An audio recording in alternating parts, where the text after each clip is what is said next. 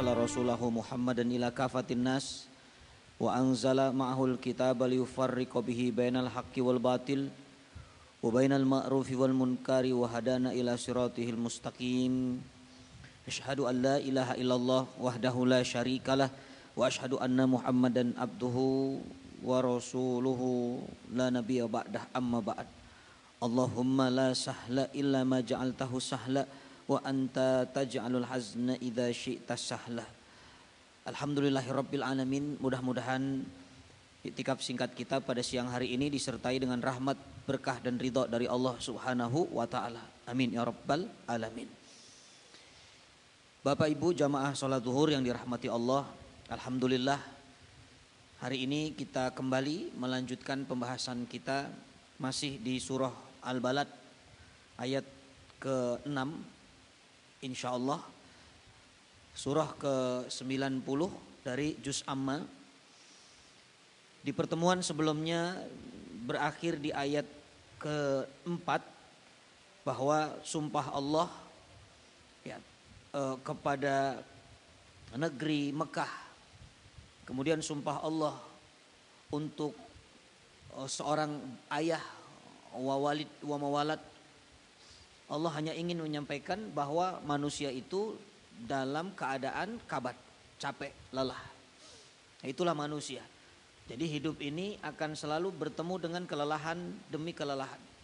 Berjalan dari ke tempat kerja menuju ke masjid ini penuh dengan kelelahan, kepayahan, ditambah lagi cuaca hujan. Itulah kehidupan kita. Maka semua kelelahan akan berhenti ketika sudah berada di dalam surganya Allah. Bapak Ibu yang dirahmati Allah, ayat kelima kita akan membahas ya, hari ini mudah-mudahan bisa selesai dalam waktu yang sangat singkat ini. Kita baca dulu ayatnya. A'udzu billahi minasy syaithanir rajim. Bismillahirrahmanirrahim.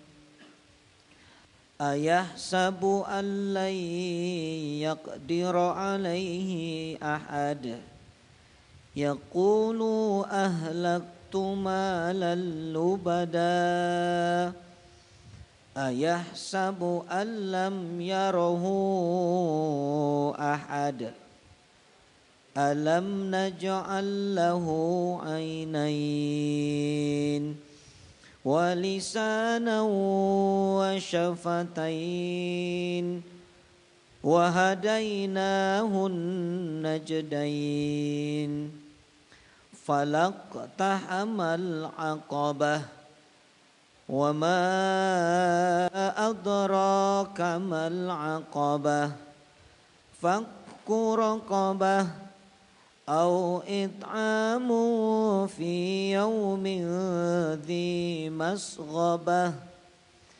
يتيما ذا مقربة أو مسكينا ذا متربة ثم كان من الذين آمنوا وتواصوا بالصبر وتواصوا بالمرحمة أولئك أصحاب الميمنة والذين كفروا بآياتنا هم أصحاب المشأمة عليهم نار مؤصدة صدق الله العظيم. Allahumma arhamna bil Quran. Bapak Ibu yang dirahmati Allah, ayah sabu allai yaqdiru alaihi ahad. Apakah manusia itu menyangka bahwa sekali-kali tiada seorang pun yang berkuasa atasnya? Ada perkataan dari Umar bin Abdul Aziz. Ini adalah seorang khalifah yang dianggap sebagai khalifah kelima. Dan Umar bin Abdul Aziz ini punya peninggalan yang luar biasa. Bacaan di penghujung khutbah Jumat. yang sangat terkenal kalimatnya inna. Bagaimana kalimatnya itu? Innallaha ya'muru bil adli wal ihsan. Nah, itu di ujung khotib biasanya mengucapkan kalimat itu. Innallaha ya'muru bil adli wal ihsan wa ita'idil qurba wa yanha 'anil fahsya'i wal munkari wal baghi ya'idukum la'allakum tadhakkarun. Innama ya'muru bil adli wal ihsan. Ya, sesungguhnya Allah menyuruh untuk berbuat adil dan ihsan. Berbuat kebaikan. Kenapa Umar bin Abdul Aziz mengambil kalimat ini? Karena ketika kepemimpinan beliau, Syiah dan Sunni itu berantem terus. Makanya Umar bin Abdul Aziz menggunakan kalimat ini untuk memberikan nasihat di penghujung khutbah. Dan Umar bin Abdul Aziz ini khalifah yang terkenal memakmurkan masjidnya luar biasa, Bapak. Jadi kalau masjid biasanya buka subuh tutup isya, dari Umar bin Abdul Aziz ini masjid terbuka 24 jam. Bahkan tidak hanya menjadi tempat untuk menginformasikan kotak amal sekian, tromol, memasukkan pengeluaran, mendoakan para jamaah yang beramal, berdonasi, tapi mendata seluruh anak yatim yang ada. Anak yatim ini sekitar masjid ada berapa orang, itu didata. Lalu du'afanya berapa orang, itu juga didata. Bahkan mungkin kalau ada Jumat berkah sekarang ini, kalau mau ikut seperti Umar bin Abdul Aziz, itu tidak hanya untuk jamaah yang sholat, tapi justru diserahkan kepada orang-orang yang miskin, yang memang jarang ketemu makanan. Kalau di masjid terkadang tidak tepat sasaran, ya, bahkan merusak pendidikan ibadah buat anak-anak. Itu kalau ada Jumat berkah, itu baru salam ke kanan sudah lari, Pak. Habis sama anak-anak itu. Maka harus dievaluasi, bukan salah, bukan, tapi dikasih aturan supaya tetap sholatnya bisa khidmat. Nah, Umar bin Abdul Aziz, beliau mendata yang yatim siapa, yang duafa siapa, termasuk janda yang tua, yang muda, semua didata. Jadi kalau yang janda tua disantuni, Pak, yang muda, waduh, ini urusan DKM, ya, bukan urusan saya. Nah, itu Umar bin Abdul Aziz. Ada perkataan dari beliau terkait ayat yang kita akan bahas. Saya bacakan perkataannya, idza da'atka qudratika ala dzulmin nas fatadzakkar qudratillahi alaika. Kalau kekuasaan yang kau miliki, jabatan, harta yang ada padamu, yang Allah titipkan kepadamu, mendorong kamu untuk berbuat lalim atau zalim kepada orang lain, maka ingatlah kuasa Allah kepadamu. Nah, ini pesan dari Umar bin Abdul Aziz. Jadi siapapun yang merasa dia punya kuasa hari ini, lalu berbuat sewenang-wenang dengan kekuasaannya, maka kalimatnya, apakah manusia menyangka bahwa tidak ada seorang pun yang berkuasa atas dirinya. Ya, sehebat apapun orang dulu dia boleh kuat, dia petinju mungkin, tapi kalau sudah 80 tahun pakai sarung saja tidak bisa tuh, tangan sudah begini tuh. Ya, kalaulah tidak dilemahkan, nanti akan lemah pada waktunya.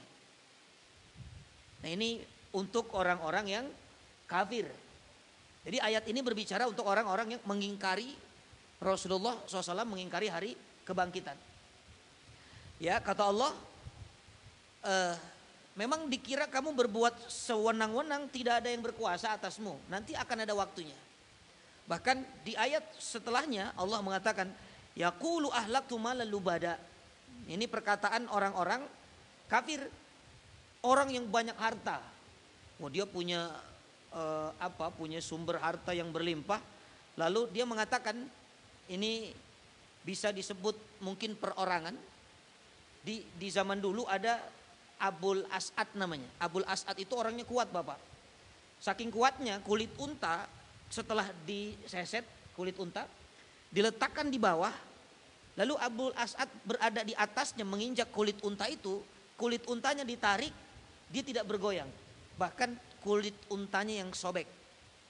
Itu saking kuatnya itu. Ya, tapi akhirnya nanti lemah juga karena di atas kekuatan dia ada yang maha kuat. Kalau dia merasa dia kuasa saat itu, semua orang takut kepadanya, tapi Allah lebih maha kuasa. Nah, itu ayat yang pertama, ayat kelima. Ayat keenam, ada satu sosok yang bernama Harith ibn Amir. Di zaman Rasulullah SAW dulu ada satu sosok namanya Harith ibn Amir. Ini orang kaya, hartanya melimpah. Ya, dia katakan, aku telah menghabiskan hartaku untuk menjegal dakwahnya Muhammad. Naudzubillah. Ini sama persis dengan Ummu Jamil. Ummu Jamil itu kan hartanya dihabiskan untuk menjengkal dakwah Rasul Sallallahu Alaihi Wasallam. Nah, Harith bin Amir pun sama. Ini secara khusus ayat ini tentang Harith bin Amir. Tapi secara umum siapapun orang-orang yang punya harta, lalu dia mengatakan, aku telah menghabiskan hartaku, lubada, itu bisa diartikan foya-foya. Jadi orang yang foya-foya dengan hartanya, apapun yang dia mau beli. Padahal tidak ada manfaat. Ya, ada orang beli mobil harga 7 miliar mungkin. Hanya untuk menunjukkan, nih saya punya mobil ini. Special edition yang punya cuman 3 orang di atas muka bumi ini. Setelah itu sudah selesai.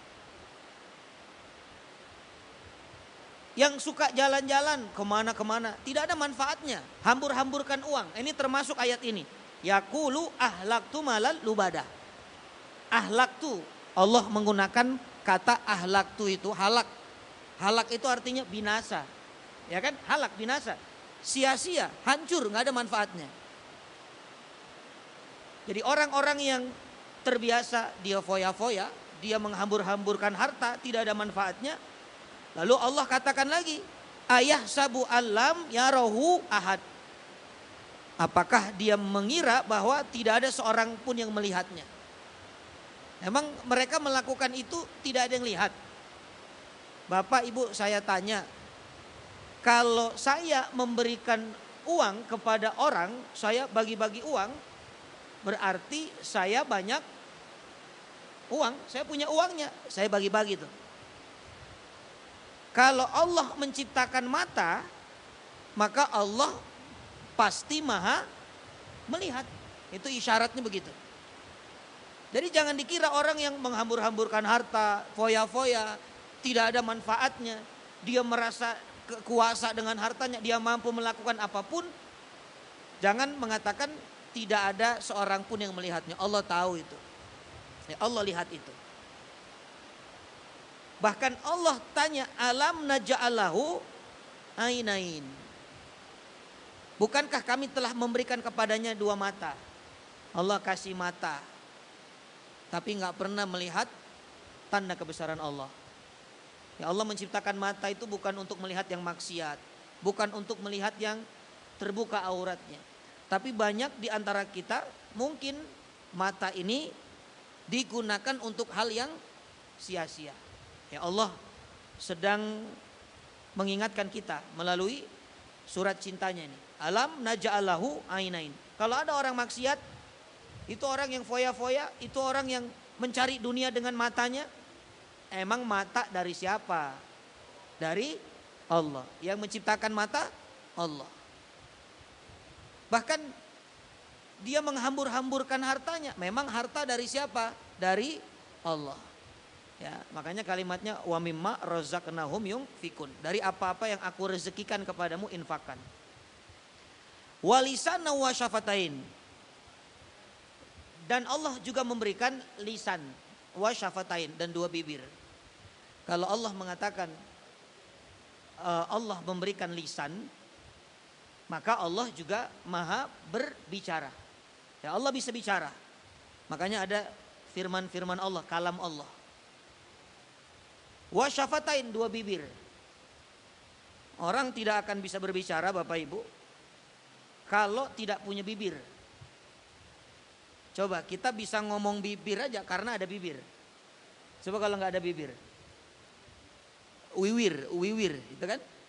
Dan Allah pertemukan ini 2 bibir, ada bibir atas, bibir bawah. Bertemu jadilah bisa bicara dan jelas bisa difahami. Semua Allah yang menciptakan. Wahadainahun najdain. Dan kami juga menunjukkan kepadanya 2 Dua jalan Allah kasih jalan. Ada jalan yang baik ke kanan. Ada jalan yang buruk itu ke kiri. Maka kita tinggal memilih kita mau jalan yang mana. Siratal ladzina an'amta alaihim ghairil maghdubi alaihim waladdallin. Kita mau yang an'amta alaihim, yang di atasnya ada kenikmatan yang Allah berikan kepada mereka. Siapa mereka itu? Minan nabiyyin wasiddiqin wasyuhada'i wassalihin. Itu jalan yang kita ikuti Bapak. Ikut jalannya para nabi. Kalau nggak bisa ikut para nabi, terlalu berat ikut para nabi. Ikut siddiqin. Siapa siddiqin? Orang-orang yang berada di atas kebenaran. Ya, berarti para ulama, orang soleh bisa jadi yang di atas kebenaran. Kalau tidak bisa, berat. Kalau siddiqin merujuk kepada peran utamanya adalah Abu Bakar. Abu Bakar as-Siddiq. Bagaimana karakter Abu Bakar? Rakus dalam kebaikan. Abu Bakar itu infaknya aja seluruh hartanya Abu Bakar itu.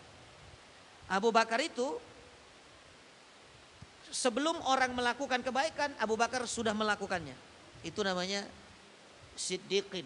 Abu Bakar sosok yang dikenal Siddiqin. Karena punya karakter beramal soleh itu seperti itu Bapak. Nggak tanggung-tanggung. Tapi berat ikut Abu Bakar, ikut Siddiqin, syuhada. Syuhada orang yang mati syahid. Atau orang yang berada di jalan Allah. Seperti kita sedang duduk di majelis ilmu. Fi sabilillah, man kharaja fi talabil ilmi fahuwa fi sabilillah. Masih berat ikut syuhada, solihin, ikut orang-orang soleh. Jadi yang kita jadikan tuntunan kalau ingin berada di jalan yang kanan, yang benar, itu 4 ukurannya tadi. Dan ini orang-orang yang sudah wafat. Jadi menjadikan contoh itu kepada orang yang sudah wafat dalam keadaan soleh, husnul khatimah. Terus apa gunanya dengar ceramah? Boleh nggak mendengarkan ceramah dari para guru? Boleh.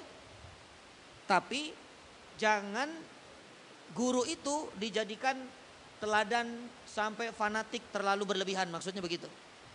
Ya, kalau ikut kepada guru yang masih hidup, kita nggak tahu endingnya bagaimana. Makanya untuk mendengarkan ceramahnya boleh, untuk mengambil kalimat-kalimatnya, kebenarannya diambil. Tapi jangan gurunya dijadikan teladan yang sampai kepada fanatik berlebihan. Karena Quran sudah mengatur yang dijadikan teladan secara boleh kita fanatik itu 4 tadi. Jadi siratal ladzina an'amta alaihim itu merujuk kepada 4 golongan manusia tadi. Nabiyyin, siddiqin, syuhada, solihin. Karena kalau kita melihat yang masih hidup jadi teladan fanatik, kalau dia salah, wah kita benci itu, betul enggak? Iya, ternyata begini ya. Nah, makanya jangan terlalu fanatik. Apalagi sampai fanatiknya itu buta. Ya, taklid, dia ikut-ikutan saja. Wa hadainahu najdain. Allah kasih jalan benar, Allah kasih jalan yang ada yang salah. Tapi ini pilihan. Sehingga kita nggak boleh Bapak Ibu menyalahkan Tuhan. Nyalain Allah. Jadi kalau kita maksiat, kalau kita berbuat dolim, kita menghambur-hamburkan harta, ya, kita merasa paling kuasa sehingga berbuat sesuka-suka kita. Kita mengatakan ini kan jalan Allah, takdir Allah, itu nggak boleh. Karena Allah kasih pilihan. Allah kasih pilihan. Wa hadainahun najdain. Bapak Ibu dirahmati Allah. Ayat selanjutnya, falak tahamal aqabah. Aqabah, ya, falak tahamal aqabah artinya tetapi dia tiada menempuh jalan yang mendaki lagi sukar. Aqabah itu kata ulama jalan sempit yang ada di antara gunung bebatuan, gunung batu di Mekah. Ini ayat di Mekah ini. Bapak Ibu kalau di Mekah lihat gunung ada nggak jalan-jalan lereng-lereng lorong yang sempit itu? Karena Mekah itu dikelilingi oleh biwadin ghairi dzar'in, lembah yang tidak ada tanaman kering. Makanya jamaah haji itu kalau mau tawaf turun, ya Mekah itu kan Ka'bah itu kan di bawah. Makanya turun dari lembah turun ke bawah. Jadi yang cocok bukan naik haji sebenarnya, turun haji. Nah di Mekah itu gunung bebatuan, banyak lereng yang jalannya sempit, terjal. Nah itu Aqobah. Orang Arab menyebutnya Aqobah. Apa maknanya? Ya, kata ulama, ya, kamu tidak mungkin akan mendapatkan kenikmatan surga sebelum menempuh jalan yang sukar, yang sulit.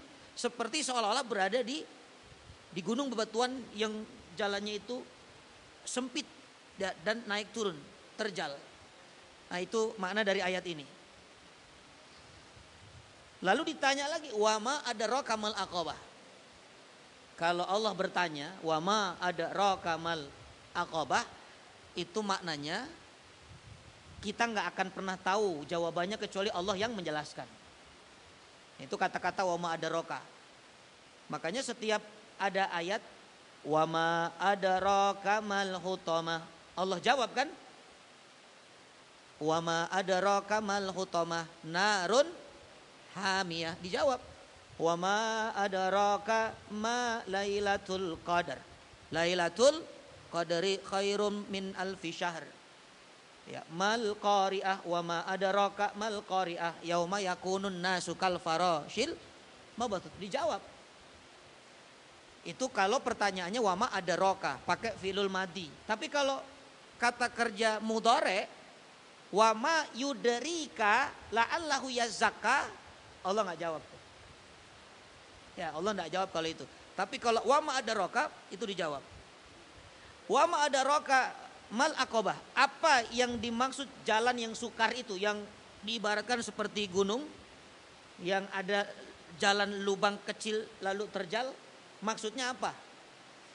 Nah kalau Bapak Ibu ingin mendapatkan surga, tapi surga tidak mungkin didapatkan kecuali jalannya terjal, makanya ada hadis Nabi, huffatil jannatu bil makari wa huffatin nar bisyahawat.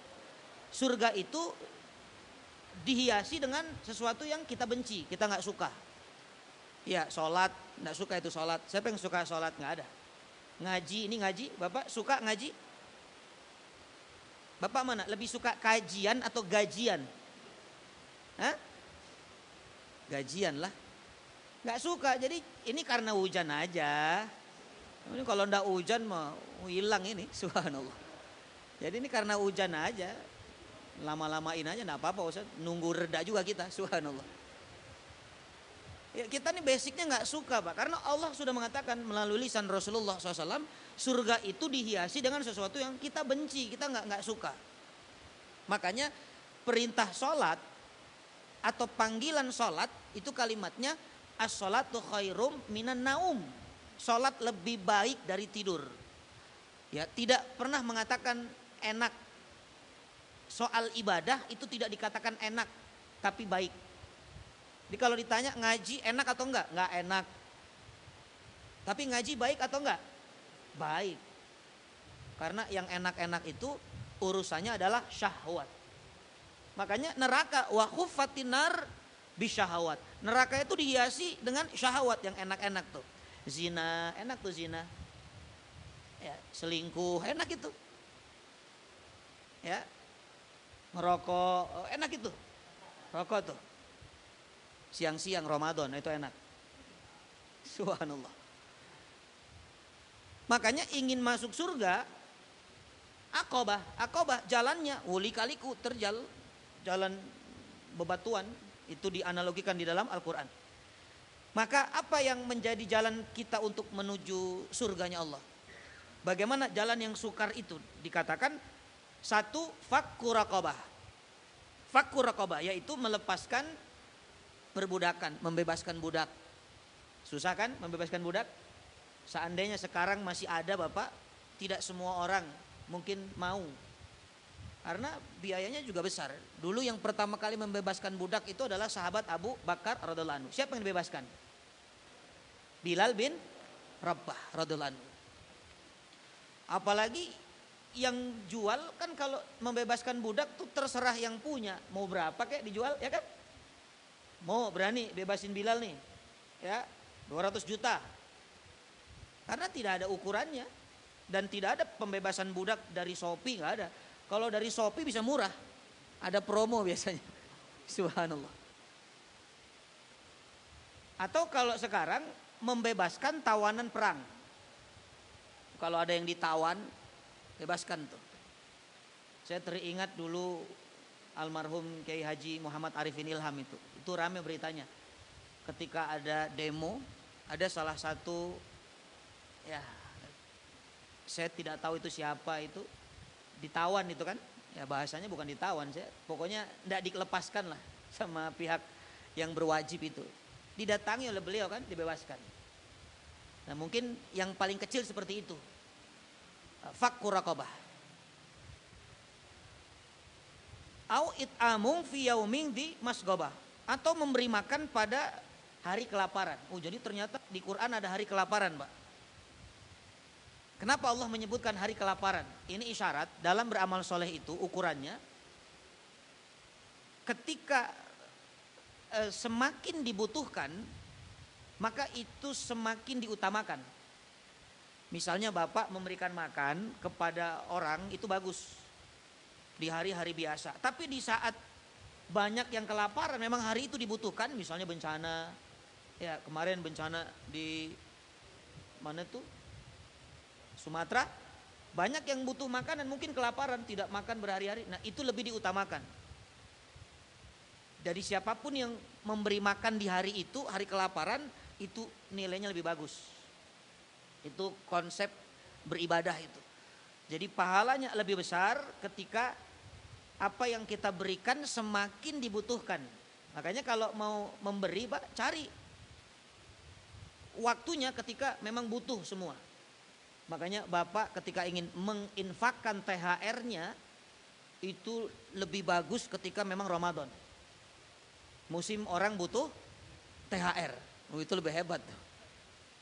Ya, tapi kalau infakin THR-nya sekarang, biasa Pak itu.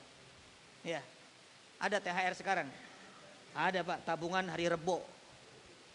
Nah, ini hari Rabu nih, subhanallah. Au it'amung fi yaumin dzi masghabah. Yatimang dza maqrabah.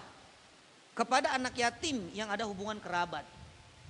Ini juga isyarat membantu anak yatim lebih diutamakan yang ada hubungan kekerabatan. Kita kadang-kadang, mohon maaf, banyak di antara kita yang membantu orang lain di luar. Kita kalau di luar tuh royal, bantu sana, bantu sini.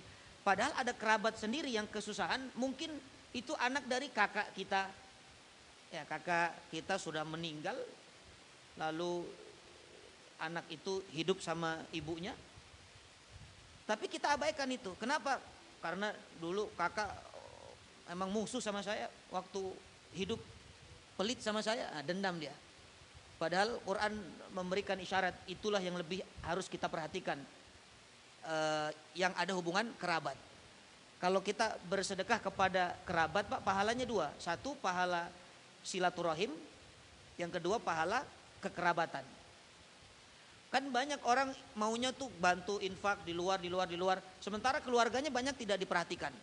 Makanya sekarang kita ikut kaidah Quran. Kalau Bapak Ibu ingin memberi makan anak yatim, ya, ingin menginfakkan hartanya di jalan Allah, cari yang terdekat dengan kita siapa. Bahkan ada ini keluh kesah seorang supir.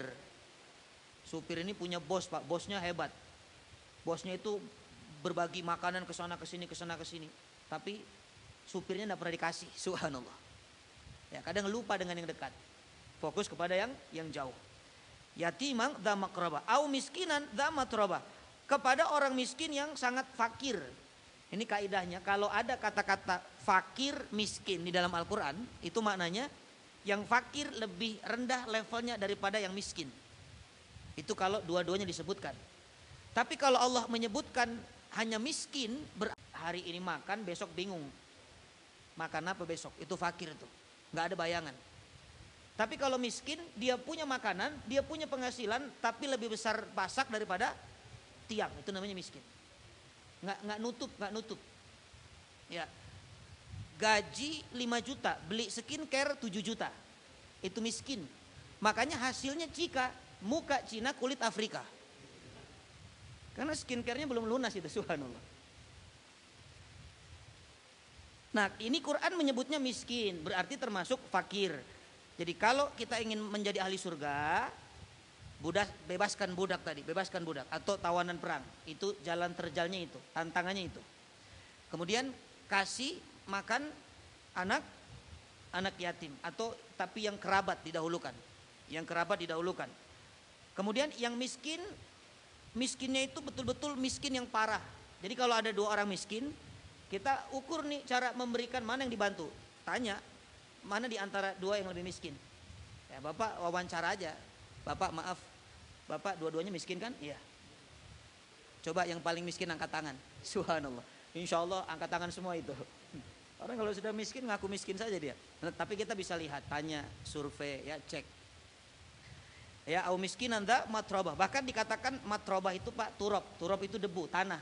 Sampai Quran menggambarkan orang ini saking miskinnya tidak ada yang dimiliki kecuali tanah. Ya kecuali tanah. Atau tanah itu isyarat rendah, sesuatu yang paling bawah kita injak. Jadi saking miskinnya itu ya dia sampai rendah kehidupannya. Nah itu yang kita utamakan.